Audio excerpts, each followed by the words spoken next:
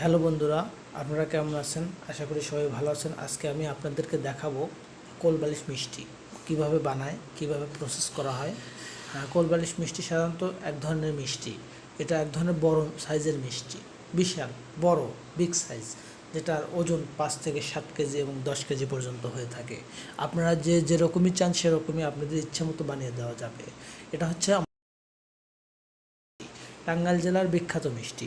এই মিষ্টি আমাদের এলাকার জামাই জুমরা যারা আছেন তারা এই মিষ্টি শ্বশুরবাড়িতে নিয়ে যান। শ্বশুরবাড়িতে নিয়ে গিয়ে একটা মিষ্টি নিয়ে গিয়ে 5 থেকে 7 কেজি ওজনের একটা মিষ্টি নিয়ে গিয়ে সবাই মিলে ভাগাভাগি করে খায়, অর্থাৎ কেটে খায়। আপনারা যেরকম চান সেরকমই দেওয়া যাবে। মিষ্টি হচ্ছে আপনার চাহিদা অনুযায়ী দেওয়া যাবে আর কি। আপনারা যদি বড় মিষ্টি চান তাহলে বড় মিষ্টি দেওয়া যাবে, যদি ছোটো মিষ্টি চান ছোটো মিষ্টি দেওয়া যাবে। এটা খাঁটি গরুর দুধ থেকে ছানা কাটা হয়, যেটা সুন্দর প্রসেস করা হয়।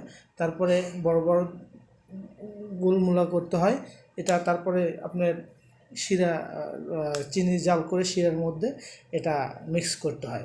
কিন্তু এটা সব জেলার লোকজন পারে না, সব জেলার লোকজন দিতেও পারবে না। এটা সাধারণত টাঙ্গাইল জেলায় প্রচুর পরিমাণে এই মিষ্টি পাওয়া যায়।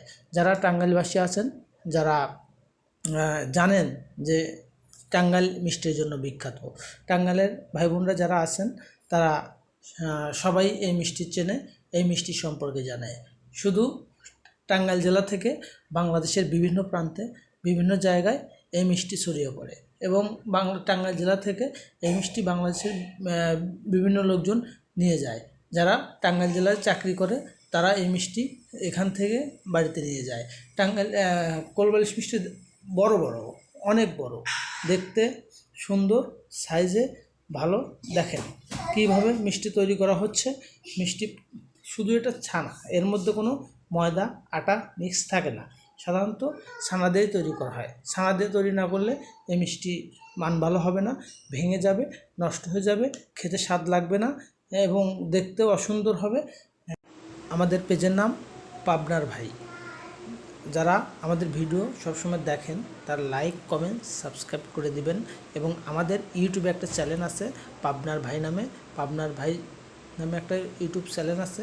আমাদের ইউটিউবে গিয়ে আমাদের চ্যানেলটা সাবস্ক্রাইব করে দিবেন এবং বেল আইকন বাজিয়ে দিবেন।